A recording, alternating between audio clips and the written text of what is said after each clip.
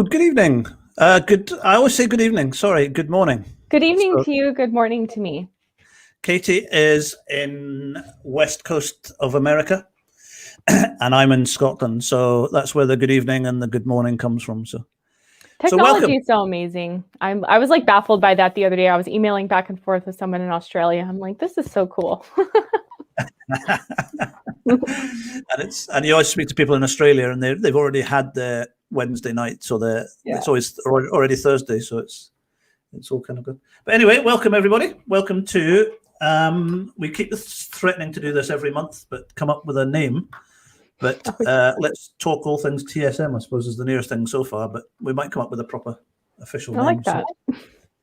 So, and I normally introduce or get Katie to introduce herself, but she's a very humble lady. So I was going to introduce her tonight. So, we normally do this podcast once a month on the first Wednesday of every month. It's not always the first Wednesday if we've got things on or on holiday. But we try and do them sort of once a month. So yeah, Katie was, we were just talking about it earlier on. Katie, you were the original, I would say one of the original pioneers of TSM. And then you described yourself as the public pioneer. If you go into Facebook or if you go into embodydaily.com, you'll see a lot of Katie's videos. The majority of stuff that I learned about 2.5-3 years ago actually came from Katie's videos from YouTube. I think you had done you had videoed most of your journey through TSM, and it's on Facebook amongst lots of other things. Katie's also starting to put on a lot of testimonies from people, which is really, really helpful as well. So I think we need to plug your brains tonight, Katie, if that's okay. Well, sure. I might throw a few back at you too, Bruce. So beware. So I think the first thing I was going to ask, and it just came to me just before when we were chatting, was you must have been through the program about 3 years ago. 4 years ago. 4 years ago. So it hasn't much changed in the last 4 years. It's probably the first place to start. Well, so okay, I started it 4 years ago in the summer of 2017. So that year on TSM was pretty transformational. And then when I went sober after a year on the method, like things just continued to change. It's hard to put it into words. I was just talking to someone this morning, like back then I was basically living a life where I was hungover every day before TSM, like whether it was a mild hangover to something where I was literally throwing up in the toilet at my office or, claiming I had the flu and had to go home. So that was just like a miserable life. And my life was kind of built around that. The job I had was really boring, but I knew I could skate by. The people I was hanging out with weren't the best. I even found it difficult to clean my car or pay bills or just do any basic thing, laundry, cleaning my house. It was just alcohol was number one in my life. And so fast forward to getting on TSM and starting to see myself regain control and not be thinking about alcohol and not blacking out anymore and not having cravings anymore. Like this was a process over the course of a year. I just felt like I finally got free. You hear a lot of people say the word freedom when it comes to TSM. They got free from the grips of alcohol use disorder. And so as I started to feel free, it was almost like, oh my gosh, now what? Like anything feels possible. And that sounds pretty darn cliche, but that's really what it feels like, because alcohol controls your brain when you're stuck in that place and controls all things of your life. So since then, it's just been a process of kind of rebuilding my life in a way that feels in integrity with who I am now that alcohol is not a problem. And when I say I had to rebuild it, I really did. Like so many things were out of integrity because it was built on a foundation of alcohol abuse. So many things have changed. And I know it's just from speaking to clients myself that it's difficult to define with most people when it became a problem. But how long had you struggled with it for? It was almost 10 years that the struggle was pretty bad. And then I would say like 6-7 years that I was really trying to quit, look for a solution, moderate. And I would always think, like most of us do, like, okay, this is the time. This is finally it. I'm going to quit, or I'm only going to drink on the weekends, or whatever promise we make ourselves. I did that dozens of times over the course of several years, like, 5, 6, 7 years. Did so many things to try to quit, retreats, cleanses.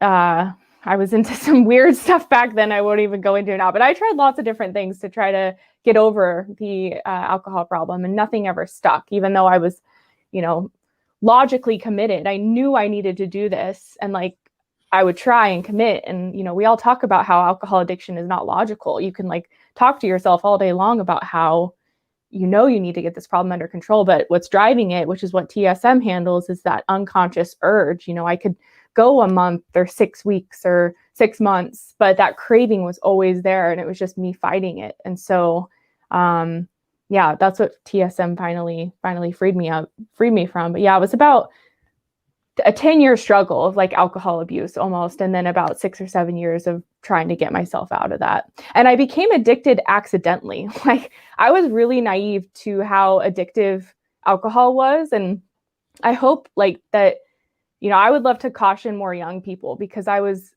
my mom always smoked cigarettes, and I always looked at her and said, how come she just doesn't stop? Like, I never understood addiction. I was like that typical person on the outside who tells someone to stop drinking, but that's what I thought about my mom smoking. And then when I started drinking in my early 20s, I thought, oh, this is just a phase. It's what everyone does my age. I'll get over it. Just partying right now. But as soon as I started to regain control and cut back or stop, I couldn't. And I was like, oh shoot, like this is real. And I was in my early 20s, and it was that was very humbling. And then I was just trying to crawl my way out for a long time after that. And nowadays, well, even now, I mean, yourself, I've just noticed that Karen's here, Karen Dion. Hi, Karen. Hello. Hi, Karen. So Karen as well, yourself, myself here in Scotland, we work with clients with the Sinclair method. It's still not even close to where we need it to be.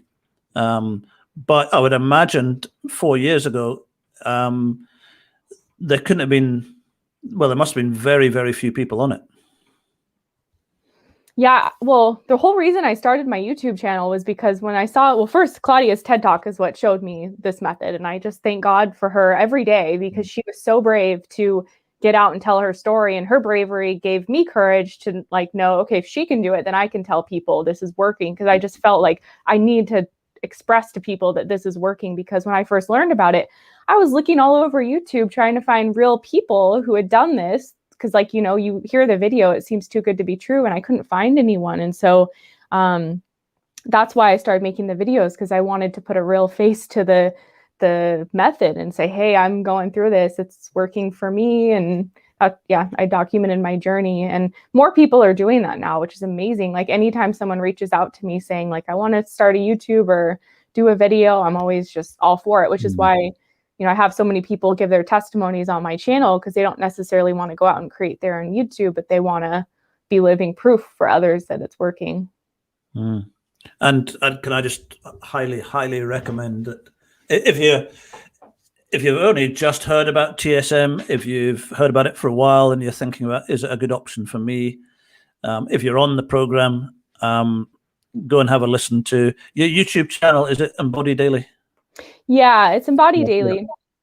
And if you just search Sinclair Method, a lot of the videos will come up. And there's a really good one of a gal I just interviewed the other day where it took her a year on the Sinclair Method before she realized it was working. Like, it wasn't really working that first year. That was her third attempt at the method, and she almost threw in the towel. And we see those stories of people that are on it and they're really struggling, and she just kept on, and things started to turn for her, and now she's practically sober. So even those like cases where it seems hopeless, like, she pulled through and had success. And I get asked so many times about, so many people don't, or when they're speaking to me, or I speak to people about what I do, it's very difficult to explain to them just in a 2-minute conversation about why TSM is different to a normal abstinent-based program. You mentioned before that you had tried stopping before, whether it was 1 month or whatever it was, or whatever program you'd looked at. I know that you've probably said this 1,000 times, but what is the main difference with stopping through an abstinent-based program? That doesn't mean that they're not good. They work for some people. But what is the main difference between the abstinence and the TS? Or what was it for you that was the main difference? The craving fading away. Like, I remember my first week on TSM, there was a day where I had gone till like 3 or 4 in the afternoon, and I was like, oh, I didn't think about alcohol today, which normally around 11 or 12, I'd be thinking, am I going to drink tonight? Maybe I'll stop at the store, get a bottle of wine. Like, I drank almost every night, but I would start thinking about it right after breakfast most days. And I remember that day so clearly. It was my first week. 4 o'clock came and I was like, I haven't thought about alcohol today. And I never realized how much mind space thoughts of alcohol were like taking up. Like, it was preoccupying so much of my mind and mental energy. And that just continued to improve the longer I was on TSM. So when you're not thinking about something, when you don't crave something or want something, it's really easy to moderate it or not have it. It takes that issue away. Because with abstinence before, I would be sober, but I'd be resisting the whole time and thinking about it and wishing I could have it. And that's miserable, or was for me. It was miserable. And I commend those people that get sober and battle cravings. I've heard people say they've been sober for 20 years, but they always want to drink. That urge is always there. And I couldn't imagine living that way, honestly. Like, my urge is totally gone. I have no desire for alcohol. Even if there's 20 bottles of wine around and they're the finest wine and everyone's drinking, like, my urge is non-existent. And that is such a gift. And it's just, I was speaking to someone just 2 days ago, and they were talking about, they were sort of saying, well, you could go to there are loads of other meetings out there, why people just don't go to those ones and all that kind of stuff. And until I actually explained to him that I went into a lot more of the neurological process that was happening, and the fact that you could actually reverse, or as Dr. Sinclair said, you can rewire the brain in regards to addiction. That was the bit I think I took forever trying to get my head around. I'm thinking, because I came from a background where it was abstinent based. So if you get to the point where you're struggling with dependency on alcohol, the only option is stop and never drink again, because one drink then starts the spiral and off it goes. But to get to the point where you can actually reverse the addiction process, and you choose not to drink, but some people still choose to drink at a low level, it just didn't make any sense. But when I spoke to the guy and I explained the whole thing to him, he went, right, okay. So what do you think what was the challenge for you in kind of reframing it? Like, why was the neurological piece hard for you to comprehend? Because I see that a lot with people where maybe they still view it as a moral failing, or think that, if you can't have 1 drop of alcohol, because without naltrexone, if I drank, I would relapse. Like, I don't have that control without naltrexone. So I get what they're saying, but what do you think made that challenging for you to comprehend at first? I think we're just society. Everything that, whenever you hear someone who's struggling with dependency, that society's standard solution to everything is just stop drinking. Just stop drinking. I'd also worked, obviously, in rehab centers for a number of years, and the training that we had there was all abstinent. So people stop, you put them through a detox, a 1-week detox, then you bring them into the rehab center, then you put them on all the programs, the daily programs that we ran for people, which were all good. But we never had any training at all about what the cause of addiction, what is actually going on in the brain. And I think that's why some people get sick of me going on and on and on about the neurological side and what's happening in here. But I suddenly realized, I thought, there are so many people who even come onto the program, or even people who inquire about the program with me, that have no idea what is causing the addiction in the first place. Like you say, and I don't think, and a lot of people who work in the industry don't understand it either. And so that when the relapse rates are so high that it's scary, but when somebody does relapse and you've put them through a 6-month program of looking at triggers and looking at this and counseling and then soon as they leave the rehab, they relapse again. And it's like, oh man alive. And so you've tried everything you can. So their only justification or the only explanation that can be at that stage is, well, you must have failed. And that's not because anyone's bad or they're doing anything deliberately, but it's the more I see with it, it just not winds people up, but it ruins people. And then once they've done that a few times, they start to believe, hang on, this is my fault. I can't do this. I should just be able to stop drinking. Everyone's telling me just stop drinking. Even the industry, people in the industry are saying just don't drink. And then when they can't do it, then I call it inverts back into them. And then it's like the guilt and the shame and everything else comes with that. But then when I understood what was happening here, that was my complete revelation. And I thought, wow, okay, that's what causes addiction. There is a medication, naltrexone, on the market that can stop that happening, and in the process it reverses the neurological, or breaks down the neurological pathways and actually reverses the process. That's why it has an 80% success rate. Wow. And I had months where when it clicked, I couldn't sleep. And I'm thinking, what? Why is this? Eureka! It was. I mean, especially when you've worked with it for years. And then the other main thing that really, really struck me was and anybody who watches this at any stage or listens to it that's worked in the rehab industry or abstinent-based world, and you'll know, everyone knows people who have tried stopping and it hasn't worked, and tried stopping and haven't worked. I went to too many funerals. I knew of too many people who had lost their lives as a result of it. And it's not only the individuals that lose their lives, it's the families, it's the children, it's the parents, it's the whole ripple effect of it. And then I heard about it through Claudia's thing, and then thank you to all your videos. Then I started working with clients, and it was just client after client after client who was succeeding on it. And I remember in the early days, I was spending, not very manly of me, but I was bursting into tears regularly. And I'm going, this works. This genuinely works. And it was just, in the rehab centers, it was 1 out of 10 that you'd see a success with. And 8 or 9 of them, they would be back into the rehab 6 months, 12 months later. It was a revolving door. And then all of a sudden, the success rate, and I'm thinking, man, this works. Yeah. And so it took me, and that's why I just went, wow. So thankfully to your videos and your Zoom meetings in the early days was where I got all my information. So thank you. Well, I'm so happy that was there for you. Now you're carrying the torch on and having a huge impact in Scotland. And I can't wait to see what you continue to do there. But I do want to say too, like, it's so frustrating for me because I think often when people, quote unquote, fail the traditional rehab, often you hear that, oh, they're just not ready.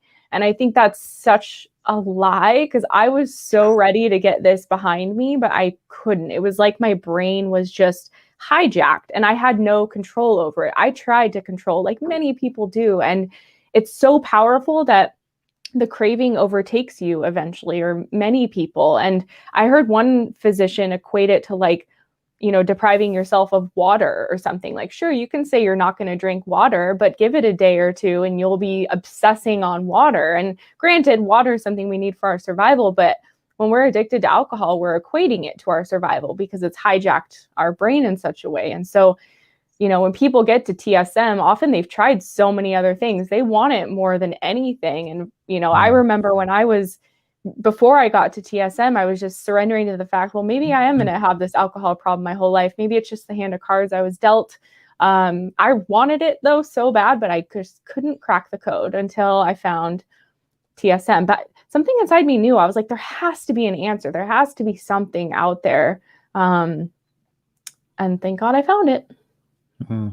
And I love the subject of the craving, because in the rehabs, when people relapsed, we would always go back to, okay, the last time you relapsed, what happened? And we would work through all that kind of thing. And we would really go in depth with the whole process, even with a lot of the group work we did with clients or in the rehabs. But then when I sourced the Sinclair method and I understand the science of it, I then realized that the number one cause for relapse is craving.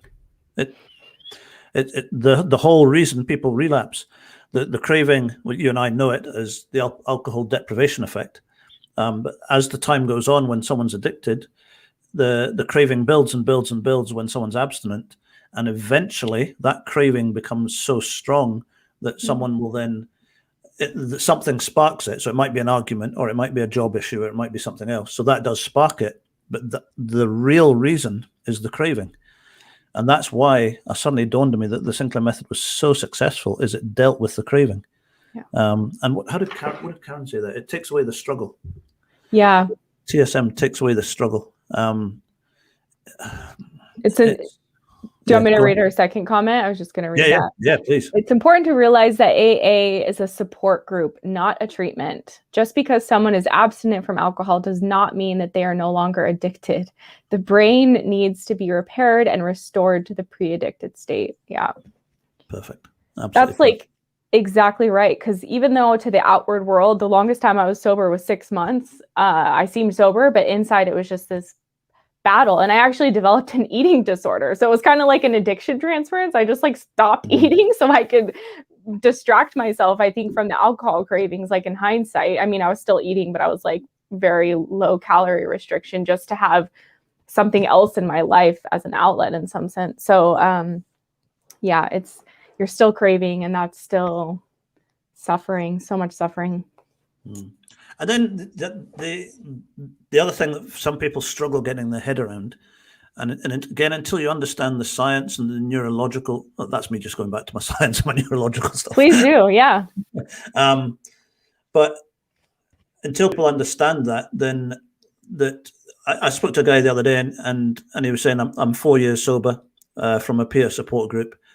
And I said, that's absolutely fantastic. And I didn't say anything to him because he was 4 years sober, and we don't encourage people to go on the medication to do that. We don't do that. But what I did sit there and I think, but all it would take is one drink, and the endorphin release in the brain would just light up like a Christmas tree.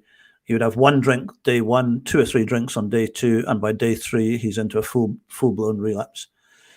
So the actual the thing that blows my mind, and I'm guessing you're in the same place, but I'll ask you properly in a second. I know that Claudia is, that she's choosing at the moment to be abstinent. But the nice thing with the Sinclair method is once you've reversed the process in the brain, that even if you decided in a month or 2 months or 6 months or a year, if you had a life situation that was really stressful or whatever, and you felt, okay, I need to have a drink, as long as you take your medication, it's not going to reverse the process, and you can have 1 or 2 drinks and then never do it again. It's not going to spiral into a blinge. So is that how you feel with it? I mean, is that?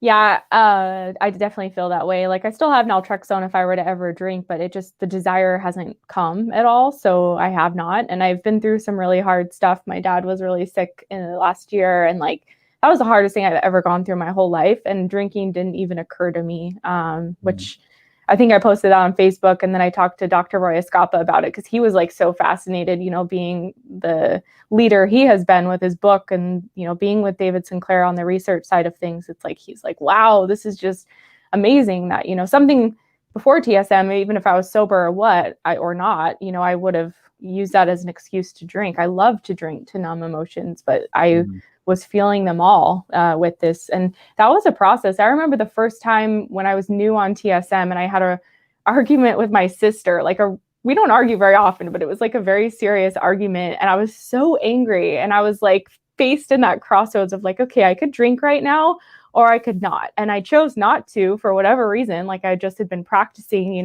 feeling my emotions more, but my whole body felt alive. My whole body was like flowing with anger, but I was like, whoa, this is like really intense because I wasn't used to allowing myself to feel anger. I was just reaching for wine or whatever to always numb it out. So that was really, I remember that so clearly. And it was amazing to experience myself feeling that all fully. And then also like riding the wave and seeing it pass in a couple of hours. And that showed me like, okay, emotions aren't like this life sentence thing and it's going to be a wave and it'll pass. And so the next time I, felt a tough emotion, I didn't have to numb out.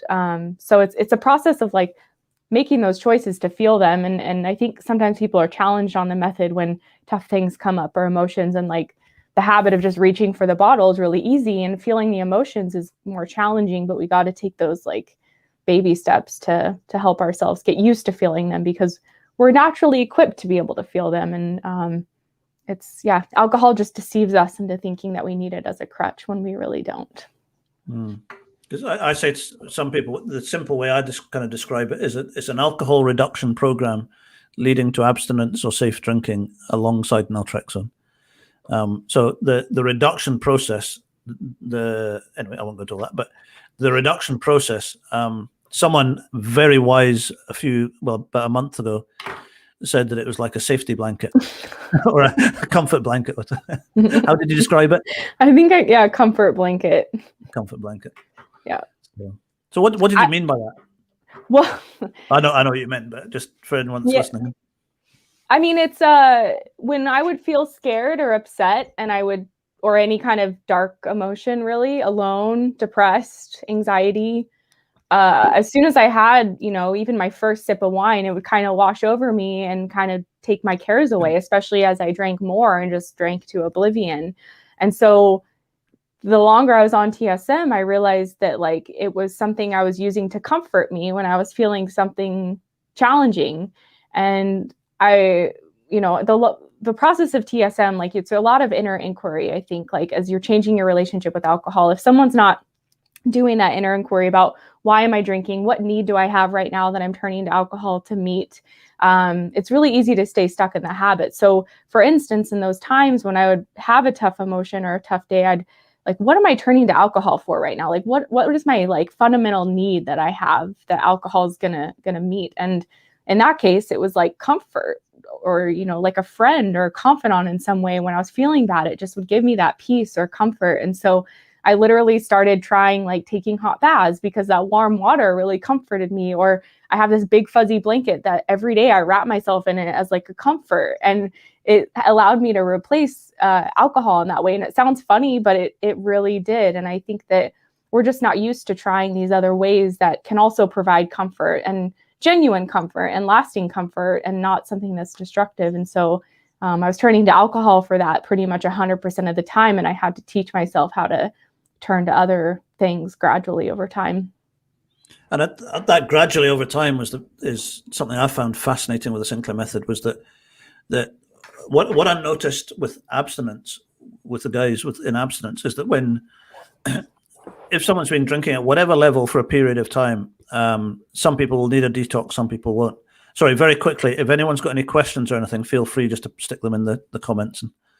And on the abstinence side of things, so that when people have been drinking for a period of time, they either would go through it or need a detox, a medical detox, or they would just stop drinking straight off.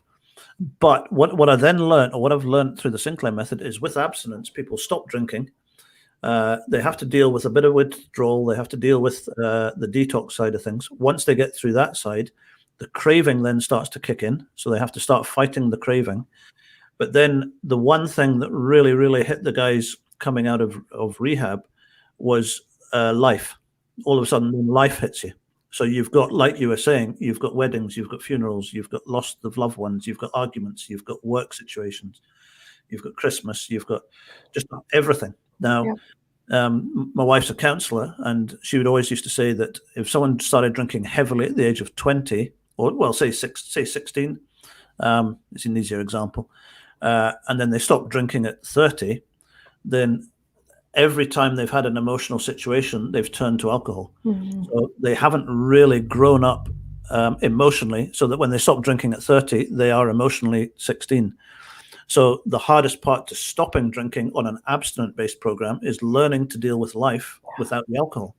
And that is the area where people suddenly hit a brick wall. And it's like, wow, hang on a minute. Like you were saying, all that emotion picks up. I was... I don't want to, better be careful I don't say too much here, but I'm working with a client at the moment that as she's reducing, she's dropping down, and it got to a certain level, and then she kind of stuck. She's stuck at that level. And I spoke to her one week, and I said, can I ask why? Is there something that's stopping you? And long story short, when she got down to that level, a whole stack of emotions started coming up that she wasn't then dealing with alcohol on some occasions.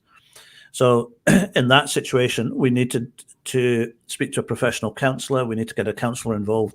So she then went through the counseling process that dealt with that. But like you were saying, the comfort blanket that you were talking about, it allowed her a period of time.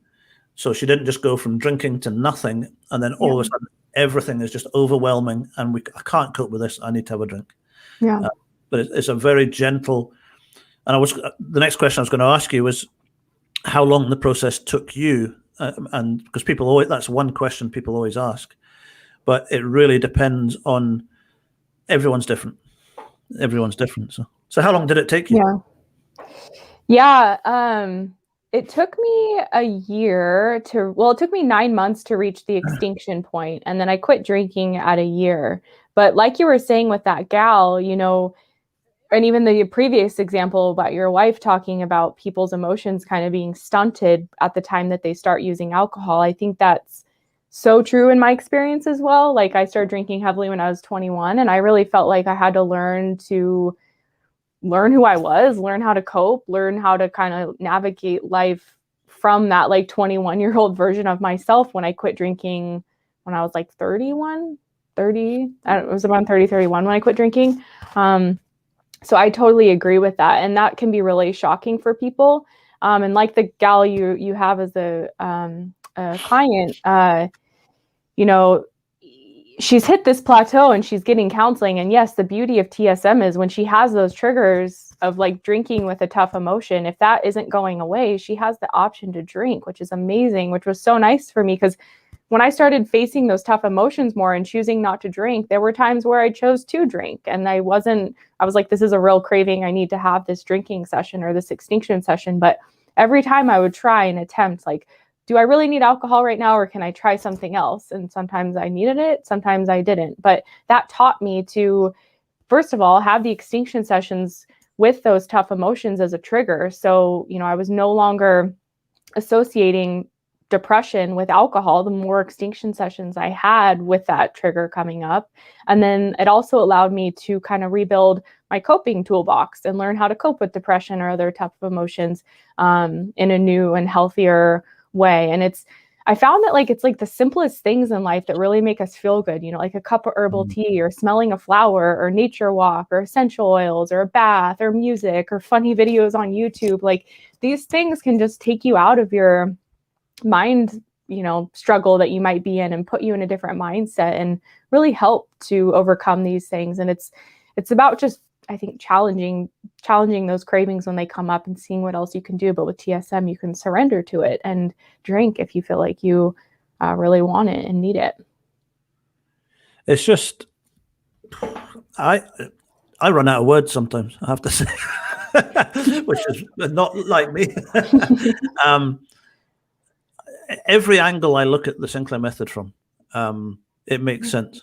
And I know some people get a bit uncomfortable with the fact, with just what you were saying, sort of saying, well, as they're reducing, if they hit a really difficult part in life, they could go and have a drink.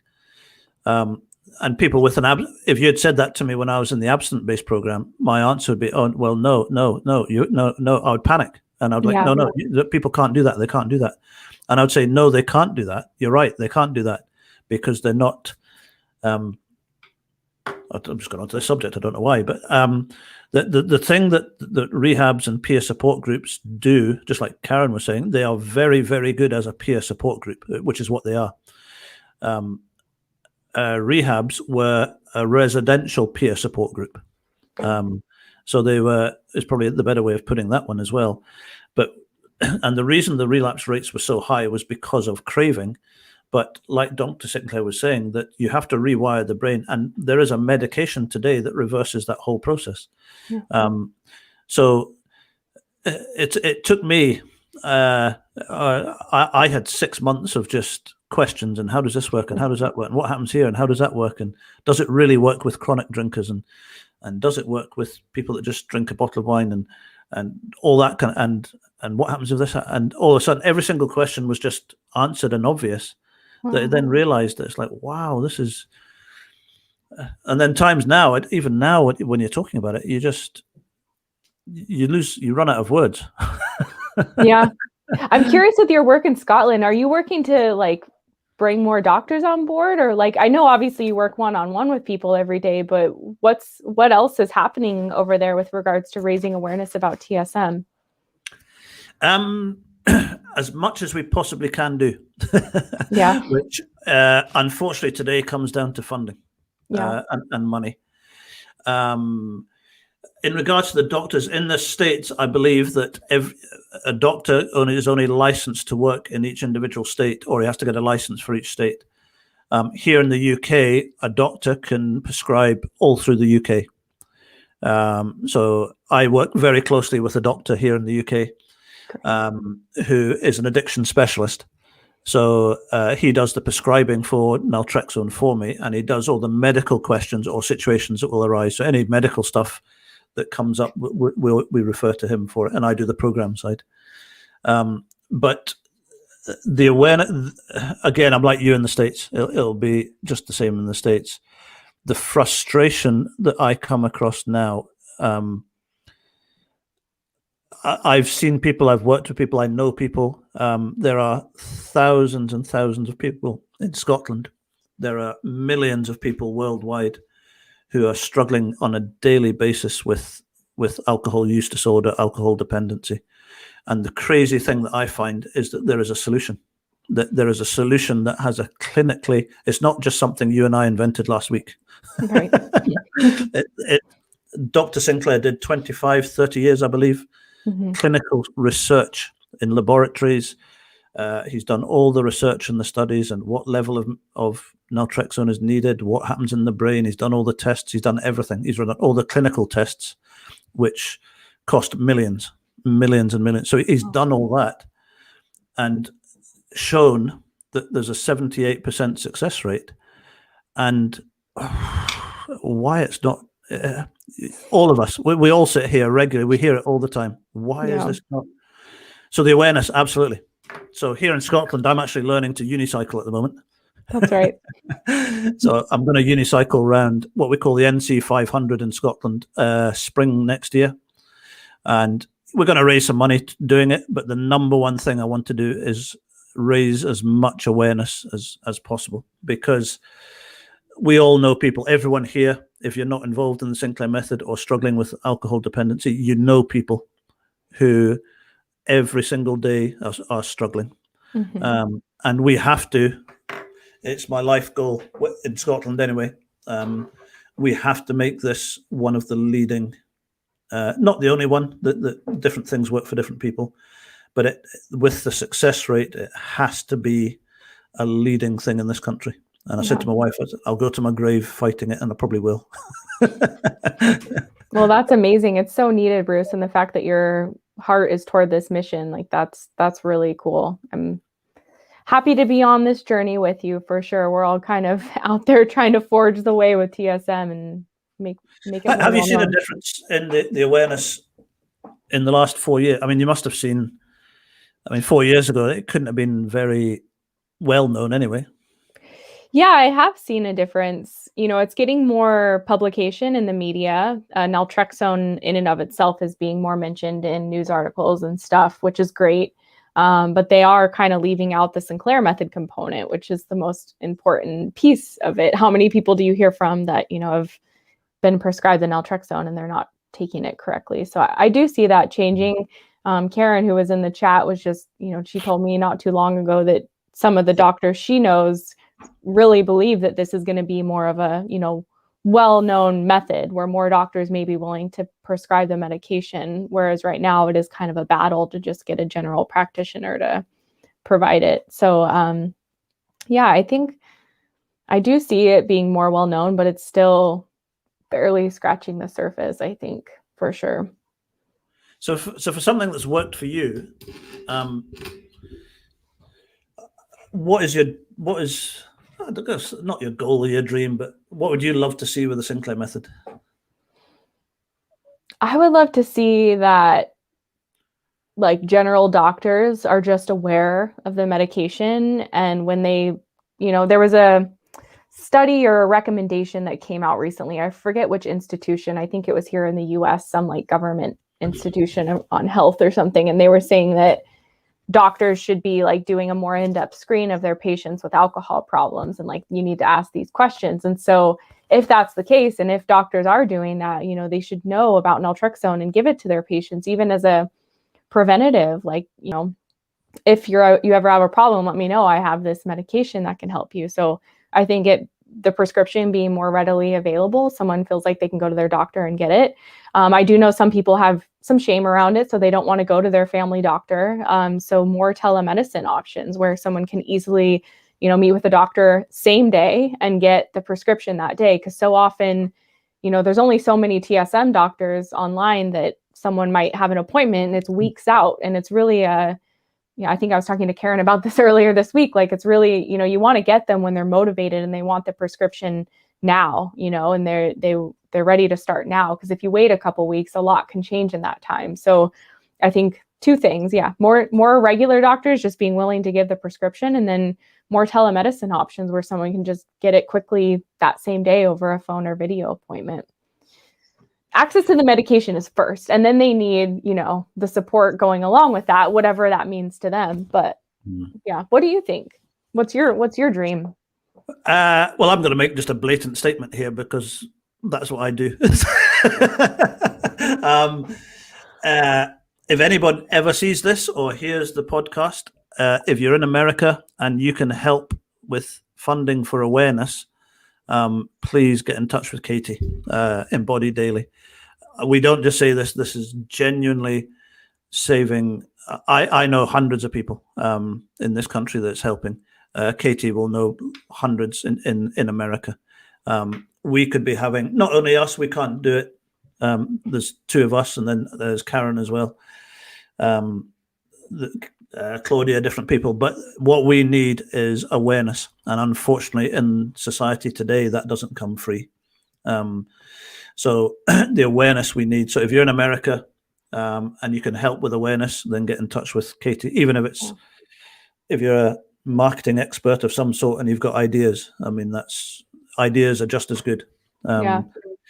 So, or if you're in Scotland or the UK, you've got any marketing ideas, then we would love to hear about it, because it's not for us. I do charge for the program here, but we're a non-profit organization. My salary is paid for. So what we're charging is going into awareness and to raise the awareness of everything. Yeah. So, and I know it'd be the same in the States. So awareness. And people always ask me, they go on the method and say, how can I spread the word? Because they're like, why didn't I know about this before? So like anything anyone can do, even just telling your friends, or, there's so many different things you can do. Making sure your local library has Dr. Escapa's book, all kinds of things. Yeah. And Karen saying her vision for TSM is to be the first line treatment for AUD. Yeah, absolutely. Absolutely. And the work that Karen's doing in the States as well is absolutely amazing. Yeah. I think she is a pioneer, and she's a visionary. Yeah. She is. She can see things. So yeah, amazing. So anything else about your journey? Any other tips or wisdom or things that you've learned, either with working with people or from yourself? I mean, I just want to highlight this comment that's in there where someone says, Bruce, you're amazing. You have helped me so much. I was on the road to the graveyard. And I have seen so many stories lately just like that, where someone literally faced death. They were in the hospital with alcohol poisoning and the nurses were saying, we almost lost you. Like they had these horrific stories, and TSM is pulling them out of that. And so like, it's just amazing that even in what might be perceived as the worst case of alcohol addiction or alcohol use disorder, like TSM can help with that. And I just, because I think sometimes people think, oh, I'm too far gone or I'm too bad. But if they really want to change and they want to give this method an honest try, like it can help. It can help anybody. It can help the person who binge drinks once a year to the person who binge drinks 7 days a week. And I just think that that's incredible. And with the success rate it has, I've heard people say, and I think this too, Bruce, is like the success rate could even be higher because, with the 78%, what is it now that like if people aren't fully compliant or they don't give it enough time, or how is it that the success rate could be higher? Do you want to speak about that? Yeah, I mean, when I first started working with guys, I mean, we've been working specifically with the Sinclair method for 2 years, and I think year one we were between 50 and 60% success, and I'll define success because most people say, well, it depends on how you define it. I define success as people who have got down to either complete abstinence, or 14 units or under for at least a 3-month period. And we know that from drink diaries and everything else, but we also know that when people get down to that level, that the craving is gone completely. The rewiring is gone. That you can relapse on the Sinclair method, but the only way you can relapse is by not taking the medication. So once people have got down to that level, we never see them going back up again unless we never see them. It's not a case of occasionally. We never see them back up unless they stop taking the medication. What was the question? When the success rate, like when have we seen it? Could it be higher than what they say of 78%? Yeah. So the first year we saw 50 to 60%. The second year we're up now to about 71, 72% is the last time we checked it. And the reason that there was the increase was we started tracking what was working. Like, we'll do an assessment with people. We ask them for drink diaries every week. We ask them to stay in touch with us every week. I won't mention surnames or anything, but the guy James here, thanks James, I appreciate that. But James has done what we've asked him to do. All we ask is take your medication compliantly 100%, keep a drink diary, and stay in touch regularly. So I speak to James every week, and he's doing the hard work. So he's giving other people credit, but he's staying compliant. That's all he does. He sends me a diary regularly, and we speak once a week, and we just set the next goal and the next goal and the next goal. Sometimes it stays the same. Sometimes it goes up a little bit, it goes down a bit. But I won't go into his personal success so far, but he's doing amazing. But what I've learned is that there are very, very specific patterns that we see coming through. When I do an assessment with people, for example, if someone came on and said, my brother wants to come on the program, I'll pay for the program for him, I'd say, yeah, no problem, come on, yeah, another one. And then it wouldn't work.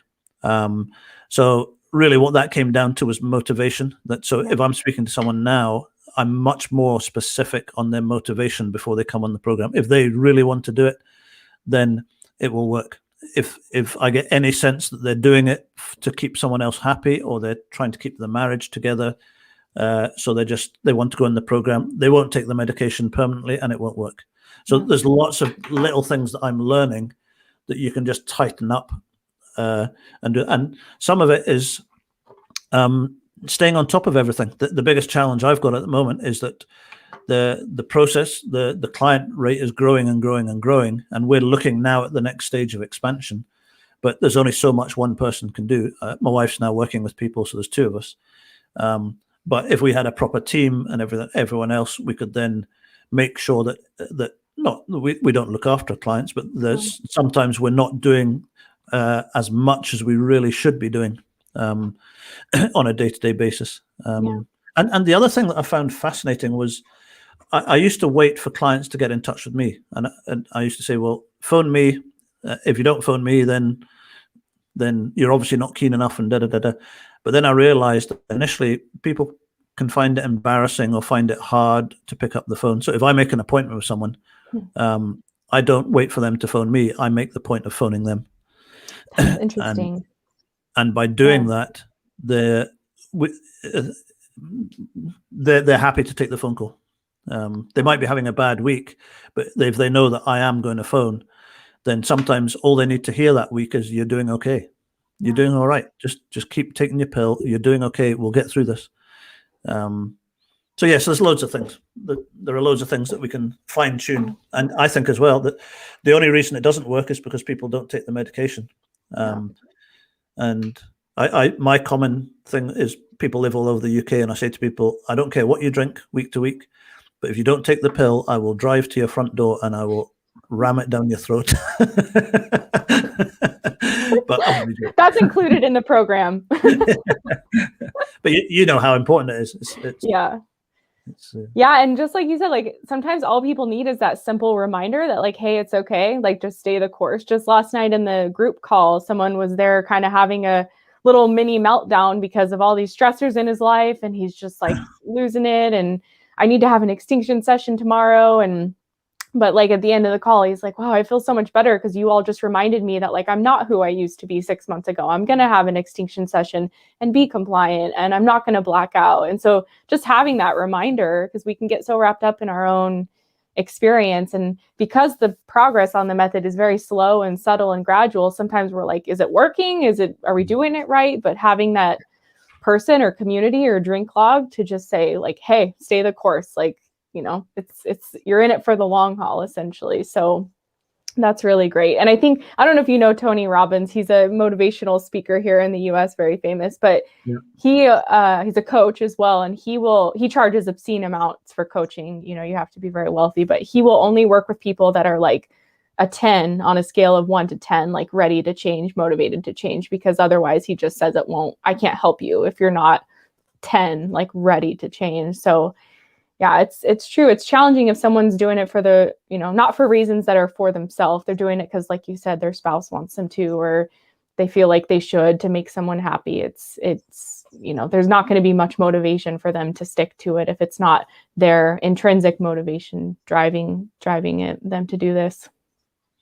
And I find as well, just on a side one on that one, is that the motivation with a lot of people that I work with have gone through abstinent-based programs, or they've tried Dry January or Sober October, or they've been to rehab, or they've been to peer support groups. They've tried the abstinent program, the craving built and built and built. They relapsed, and then the world or society, or they just, it's my fault. I've made the mistake again. I've relapsed again. It's my fault. I chose to drink. All that kind of stuff. So again, you'll find this in the States as well. But the once people have been through that 3 or 4 times and they've so-called failed at it, they get to the point where they give up, and they think this is never, like you said it earlier on. You thought, well, I'm going to have to just accept that this is what I'm going to have to live with for the rest of my life. Every single person we work with, that's the stage they're coming at. Yeah. And the first thing I say to people, clients, is the first and foremost is it's not your fault. And the number of people that burst into tears and they say, wow. And it's like, no one's ever said that to me. And I said, it's a neurological problem. It's not a moral failing. And they just, and once they realize that, and then we can then push through and say, okay, well, it's not your fault. It's nothing that you've done deliberately. We can now work through that whole process. That all of a sudden the hope comes back. And when we say to people, there's a medication that deals with it.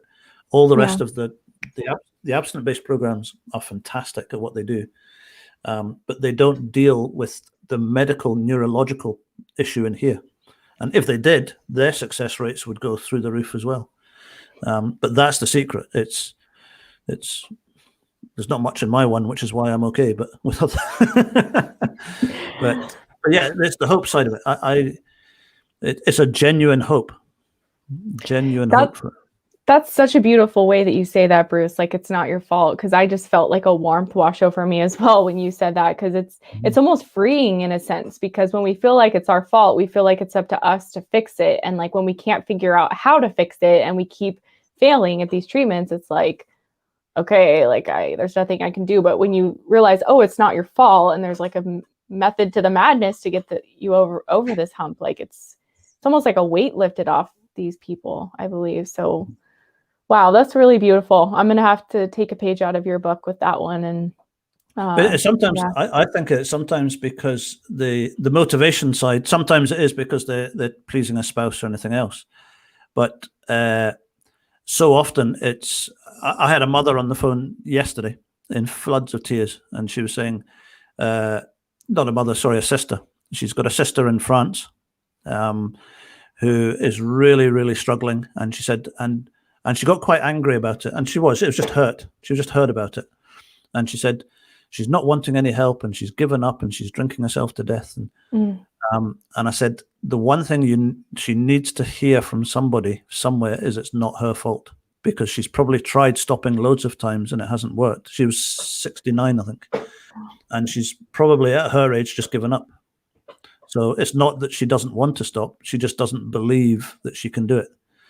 And I said, if you can get me 10 minutes on the phone with her, I said, I'll explain to her what causes this. And there is a medication now that can deal with it. It's not just a stop and just hope that you can do it. So a lot of times it is just lack of hope. Yeah. And that needs to be built back in. Yeah. I think so. Yeah.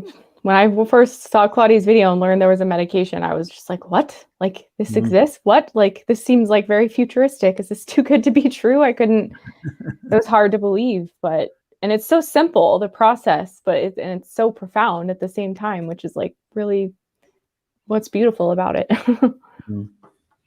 So time just flies. Yeah.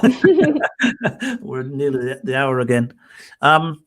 So yeah, if anyone, if you're in America, embodydaily.com. If you're in the UK, alcohol recovery scotland.co.uk. We need to change that to alcohol recovery. I don't know, something else. We've got are you across the UK? You're not just in Scotland? Like you can. We target Scotland. My heart is to work in Scotland and deal with the thing. We get the odd person that will get in touch with us from down south. Okay. One in Ireland, one in Wales, I think. Someone in France at the moment, someone in Spain, and one person in Africa. Wow. Okay. So yes, so we need to just change we need to change the title or something. Yeah. But again, if anyone is new to the program, if you're just looking at it, if you're thinking, what a bunch of absolute idiots, that's what I thought initially. I switched Claudia Christian's video off, and my expression was not absolute idiots. It was a bit more blunter than that. But if please spend time and look into the science of it. Look into the clinical. Don't listen to us. I mean, no, listen to Katie. Don't listen to me. But listen to the science and go and look into the clinical studies and the science that has been done to get us to this stage. So go onto YouTube and watch Katie's videos. She's got stacks of them, and she keeps. There's one came on today that I noticed that I need to go and watch tonight. There's some good interviews. I want to give a quick plug for C3 Foundation too, because if anybody watching has been helped by the C3, Claudia is looking for crusaders to join her as a donor to C3 to help them educate doctors about TSM and provide free resources and just continue with their mission on c3foundation.org. So just wanted to throw that out there as well, because so many people come to TSM through Claudia's work and C3's work. And so I'm really passionate about supporting their mission just so they can keep forging forward, because we need more doctors on board. We need more resources. You know, they've got some projects in the pipeline, which are pretty exciting. So yeah, if you feel called to support, do so. And a day late, happy birthday to Claudia. It was a birthday yesterday. So, yes. So if it wasn't for Claudia, then none of this would be here. And also Katie as well. Thank you, Katie, because it was Claudia obviously originally she's got the high profile. Yeah. The work she does is incredible. I've just got so much time for her. And the work that you're doing as well with the videos and everything, because makes it very public. And so many people, I think, turn to YouTube as well. Yeah. I did. And Karen as well. Karen Dion. She's in the chat there. Yeah. What's Karen's website? The alcoholsolution.com, I think. I might get her to write it in very quickly. If you can type quick, Karen, type it in. She also has a Facebook page for women. It's called Drink Less, Live More Women, I believe. Yeah. So she's amazing. Yeah. So thank you very much again, Katie. Yeah, thanks, Bruce, for having me. As always, it was really fun to chat all things TSM with you. So, and we're here normally the first Wednesday of every month. I think Karen's going to come and join us at some stage as well. So we'll get Karen's wisdom. Yes. But thank you, everyone. If you've got any questions, get in touch with us. You don't have to be on the program or want the program, but get in touch any questions. Drink Less, Live More. All right, sorry. Drink Less, Live More for Women Facebook group. Yeah. And thealcoholsolution.com, just in case anyone's listening to it on audio. Thank you, Katie. Thank you. We'll be back the first Wednesday of next month, I think. So, and Colin as well. Yes. Colin is another guy. Speak to you soon, Colin. Okay, thank you. And we'll speak to you all soon. Bye. Bye.